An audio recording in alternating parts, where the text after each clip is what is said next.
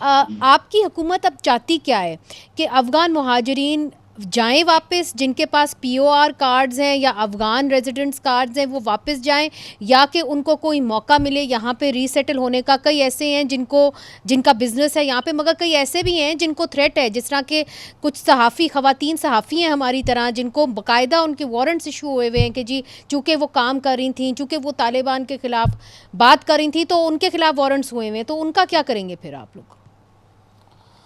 देखिए, हर हुकूमत की अपनी एक पॉलिसी होती है इमिग्रेंट्स के हवाले से, इलीगल इमिग्रेंट्स के हवाले से। तो वो पॉलिसी तो सामने आ जाए ना।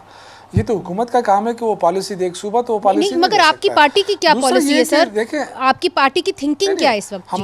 हम तो ये कहते हैं, देखिए हम तो ये कहते हैं, हम तो यहाँ तक गए हैं कि अगर कोई ऐसी पॉलिसी बनाई जाए कि अगर आपने इनको रखना ही है तो फिर इनको शरीयत दे के रखें। जिन्होंने रहना है वो रह जाते हैं, वो शरीयत रहे, ताकि वो उस कवानीन पे तो पूरा उतरे ना जो पाकिस्तानी कवानीन है। और दूसरी बात ये है कि हुकूमत की संजीदगी पर सब कुछ है कि वो एजेंडे पे जो बातचीत शुरू हुई है, क्या उस एजेंडे पे जो वापसी का अमल है वो रखते हैं कि नहीं रखते हैं। कि ये सिर्फ जिस तरह जाहिद खान साहब ने कहा कि ये प्रेशर टैक्टिस था, तो अगर ये प्रेशर टैक्टिस था तो क्या हम इससे दस्तबरदार हो जाएंगे? तो फिर चीज़ वापस चली जाएगी उसी का। क्योंकि 3-4 दफ़ा ये हुआ है कि ऐलान हुआ कि जी अब ये चले जाएं वापस, और बहुत सारे लोग चले गए दूसरे रास्ते से, फिर वापस आ जाते हैं। तो ये जो हमारा एक तरीक़ाकार है ना, ये इस पर सख्ती से अमल होना चाहिए।